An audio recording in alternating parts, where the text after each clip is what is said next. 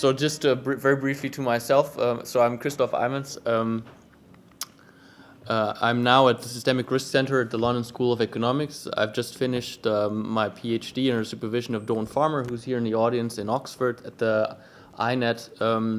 And the paper I'll present today is called Taming the Leverage Cycle. So very broadly, I will be talking about leverage cycles, a model of leverage cycles that we have built, and some approaches or thoughts we have on controlling the leverage cycles, or what can be done in order to dampen it. So this is a paper that is written together with Fabio Caccioli from UCL, Dawn Farmer, and Vincent Tan, both from University of Oxford. And before going into the details of the paper, I want to take a step back and look a little bit at the broader picture of systemic risk, or at least my thoughts on systemic risk. And I think essentially there are two main drivers of systemic risk. On the one hand, you have dynamics. So you have instabilities and feedback loops that drive systemic risk. And this is what my talk today will focus on. But then there is also networks, interconnectedness, and contagion, which I will not talk about today, but I think there are many excellent speakers that will discuss this in more detail later. Now, talking about dynamics, then obviously I think about financial markets as a dynamical system, really. And the way I would then go about building a model of a financial market is essentially by considering three stages to one individual model time step. So in the first step, within this one time step, essentially, the agents would learn from the market. They would have to observe the state of the system. Then they'll face some behavioral constraints, some rules, on which they will then base their actions, their decisions. Such behavioral constraints can be, for example, regulation, leverage regulation. In our particular case here, there can be a profit maximization objective, something similar to that. And then there is a market response, which closes the feedback loop because the agent's behavior itself affects the markets, which then affect, again, the state of the system, which affects how the agents observe the system. So what can we learn about such a feedback loop? And so relatively generically, I think dynamical systems theory can help us understand such feedback loops. And on a very high level, I think there are four main insights which are relevant for financial stability. And the first one is systems rarely settle into stable fixed point equilibria. That means then, as a corollary, essentially, that there's a lot of endogenous dynamics going on. And these endogenous dynamics can be chaos, cycles, instabilities, and they're all crucial determinants of the system's behavior. And often these endogenous dynamics exist even in the deterministic limit. So that's not to say that this deterministic limit is necessarily a realistic model of reality, but it says that they're very strong and exist without any exogenous shocks. Now, if you put on stochasticity into the system, what you can find that these endogenous dynamics lead to an amplification of exogenous volatility. So the fact is that we have all these feedback loops in the system, these potential chaotic dynamics, such that when we then perturb the system, these perturbations actually get worse, get amplified. And then a final note, if you have deviations from perfect rationality, so if there is no perfect foresight, we often get significantly more unstable systems than in the rational expectations limit. So we will observe all these features in this very simple model of leverage cycles that I'll be presenting today. And I think I can make these a little bit more concrete as we go along.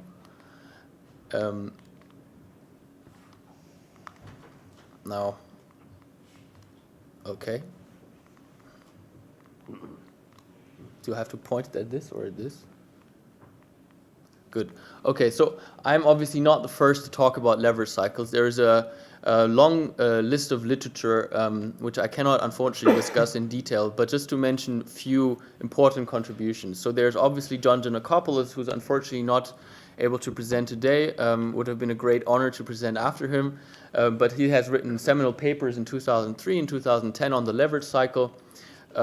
There have been important empirical contributions by Adrian and Shin in 2008, and then also by Sebastian Poletner, who's in the room, and and Doyle Farmer, and again John Nicopolis and Turner on the effects on the statistical distribution of leverage, of the statistical distribution of returns on leverage.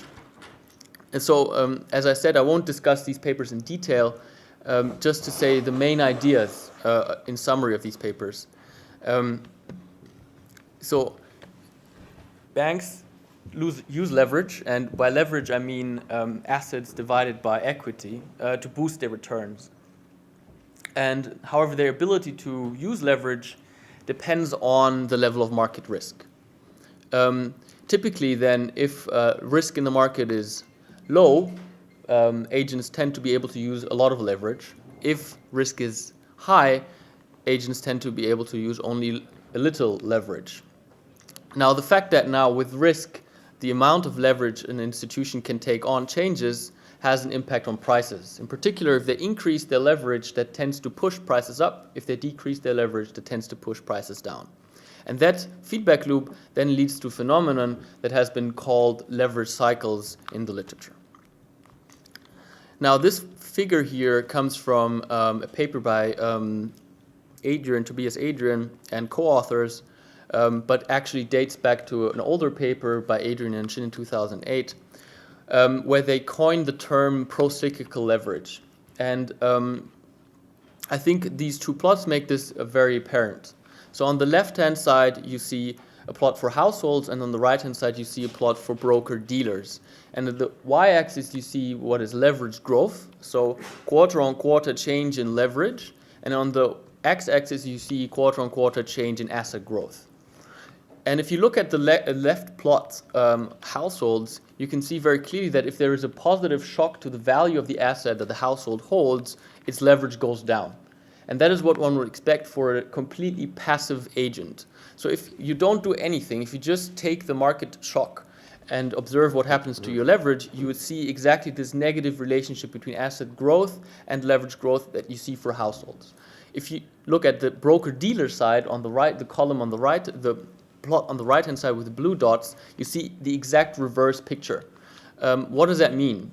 Well, it means that if there is an asset price shock, a positive shock to assets that the broker-dealer is holding, it will not respond by keeping its leverage fixed or let it decrease, but in fact it will actually increase leverage.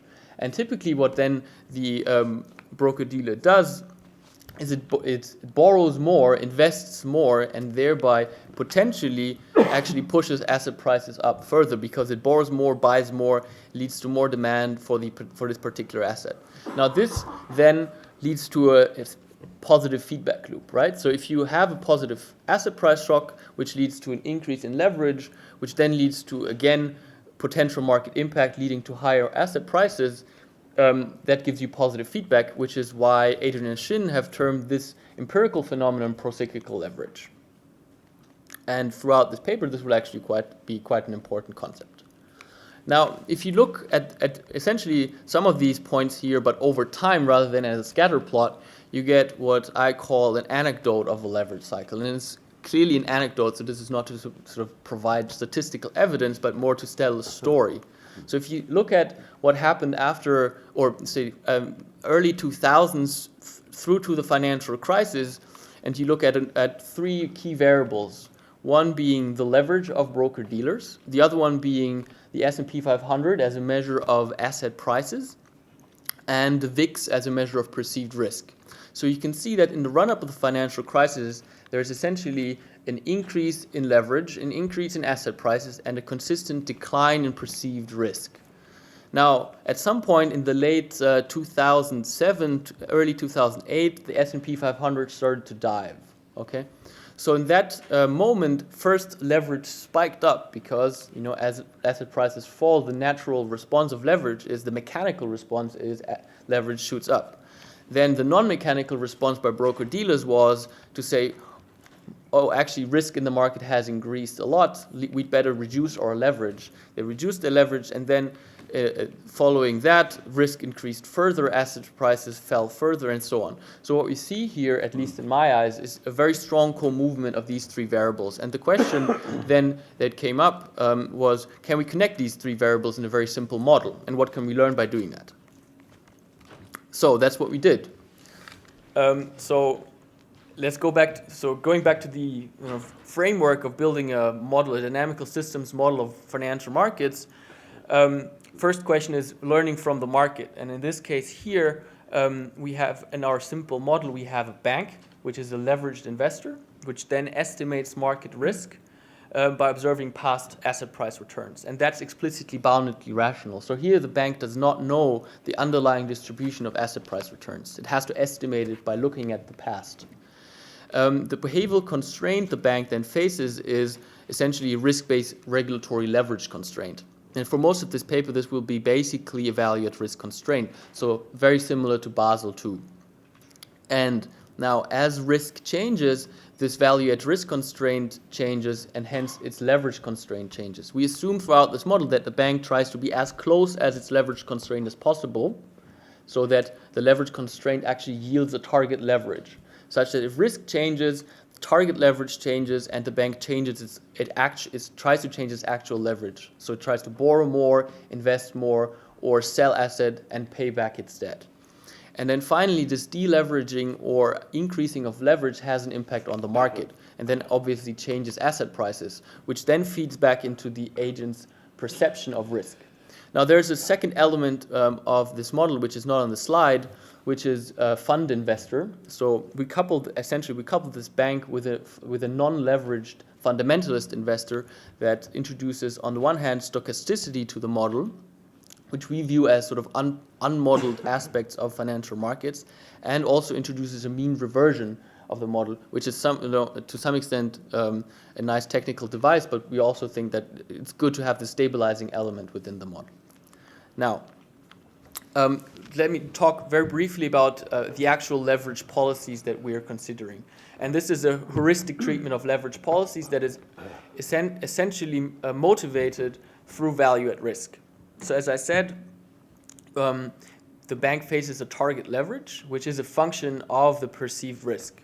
So you can see here, lambda bar is a function of essentially sigma squared, which is the perceived risk of the agent. Then we introduce a parameter which we call B, which we call the cyclicality parameter, which essentially can take values from negative to positive. And the effect that B has intuitively, it changes the way that the target leverage responds to changes in perceived risk. So this is what this left chart is supposed to show. So if you look on the y-axis, you see target leverage. On the x-axis, you see perceived risk. And now I've plotted three cases. The blue line corresponds to what we call procyclical policies. So a procyclical policy is a policy under which if perceived risk increases, target leverage decreases.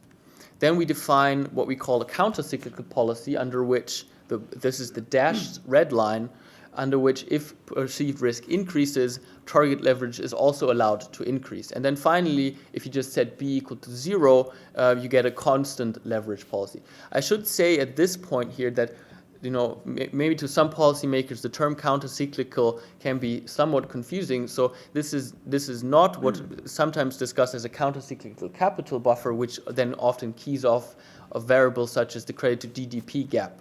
Here, countercyclical and procyclical are explicitly defined with respect to changes in risk, in perceived risk. So for the remaining few slides, I'll look at the value at risk case only, which is the case actually where B is negative 0.5. And the question we then ask is, if you put all these things together, what do we see? And what do we see? We see essentially time series with these characteristics. So cycles appear, and the title says cycles appear with high leverage and size. So we can see four plots. Essentially, the left-hand column corresponds to a limiting case where we have a very small bank or a very small leveraged investor which does not have a lot of market impact. On the right-hand side, you see a large bank with lots of market impact. On the top row, you see the price, and on the bottom row, you see the target leverage. And then if you contrast these two cases, you see very clearly that if the bank has little market impact, the dynamics are essentially that of a random walk. Okay, prices just kind of fluctuate around due to the stochastic shocks in the system. However, as you increase the leverage, the level of leverage in the system, you start to see these irregular oscillations, essentially, in price and target leverage. And we refer to these oscillations as leverage cycles. Now, you can actually then label these two cases, on the one hand, when the bank is small, as the microprudential case, where essentially you don't have to worry about what the bank essentially does or what the risk management policy of that the bank faces does to the overall economy, because the bank is so small that it doesn't do anything to the financial markets overall.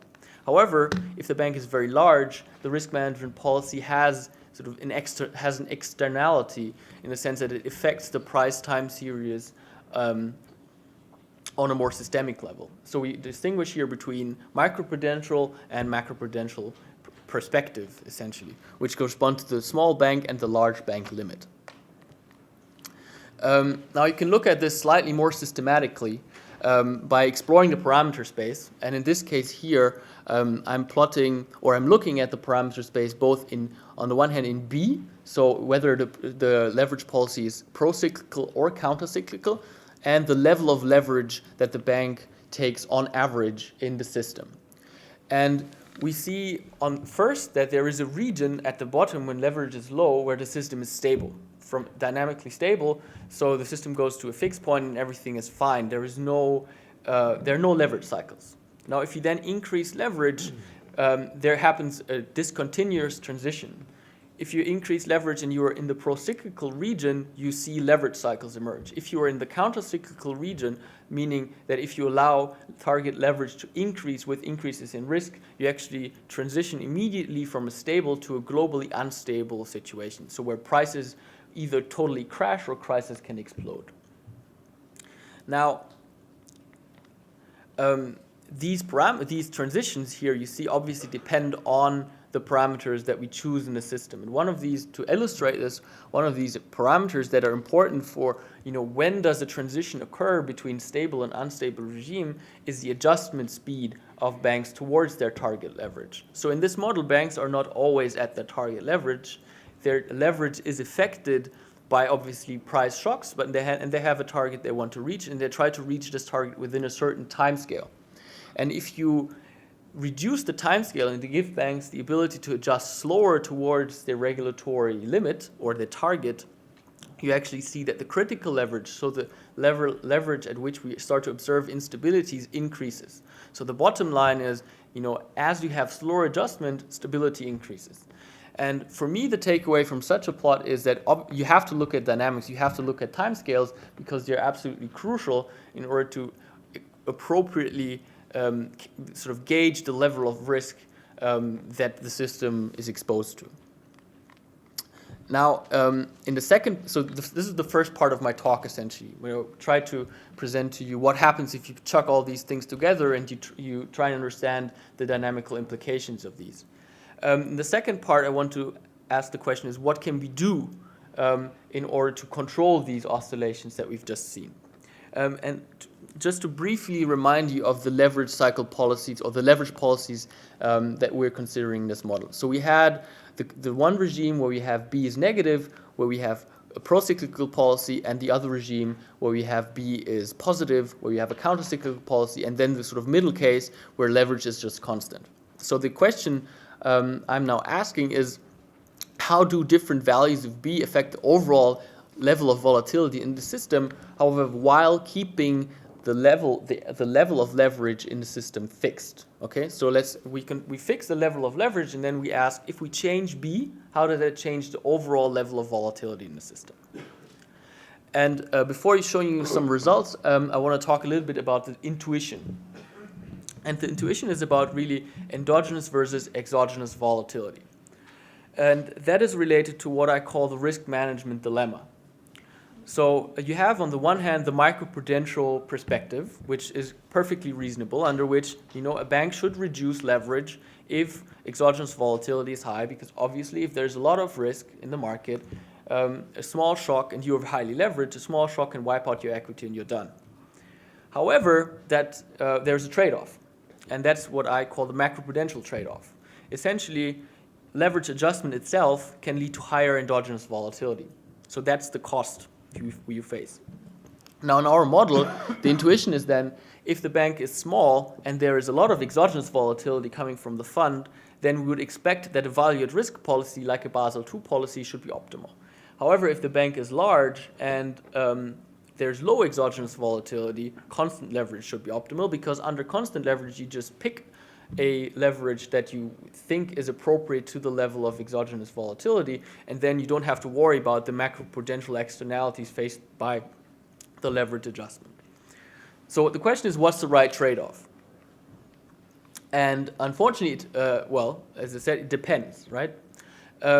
So here what you can see on this chart is on the bottom, on the x-axis, you see the parameter B, which is tells us whether the policy is pro-cyclical or counter-cyclical, and on the y-axis you see the realized shortfall, essentially the average large losses of bank equity in our system. And I've rescaled all of these such that they're 1 at negative B, negative 0.5. And so the two extreme cases I just discussed in the intuition essentially correspond to the blue line, where the bank is large and the exogenous volatility is weak. In this case, as we expected, constant leverage is optimal. When we have a small bank, we are faced with the green line, where value at risk is optimal. So value at risk is optimal, as you can see here, at B negative 0.5, which corresponds to value at risk, and B equal to 0 corresponds to constant leverage. So the takeaway from this slide is optimal cyclicality really depends on what we believe, on the one hand, the size of the leverage sector is, but also what we believe about this like latent variable exogenous volatility, which is very hard to quantify, unfortunately, which leaves us with policy uncertainty. Now, this is actually already the end of my talk. I just want to sort of remind you of the key takeaways from my presentation.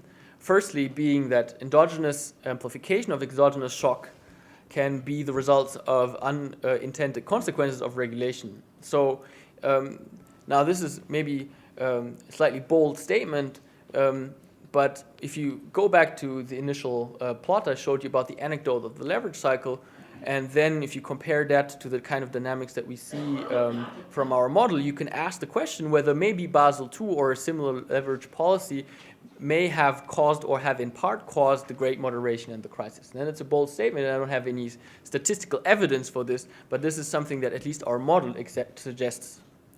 Now, my presentation also showed that the crucial determinants of endogenous volatility are, on the one hand, leverage and the size of the leveraged investor, and on the other hand, the balance sheet adjustment speed. So how quickly do we force leveraged investors or banks to reach their leverage limits? And then finally, I explored the question of better leverage policies, and here the bottom line is really it depends. If we believe we're in a world where the leverage sector is small and there's low exogenous volatility, then we should go for something like Basel II with value at risk. However, if we believe we're more in a world where there's lots of leverage in the system, or a high level of leverage and a large leverage sector, and maybe we believe that exogenous volatility isn't really the main driver of volatility in financial markets, then something like constant leverage may actually be optimal. I leave this question open. I think that's something we have to really discuss and do some more research on until we can finally answer that. Thank you very much.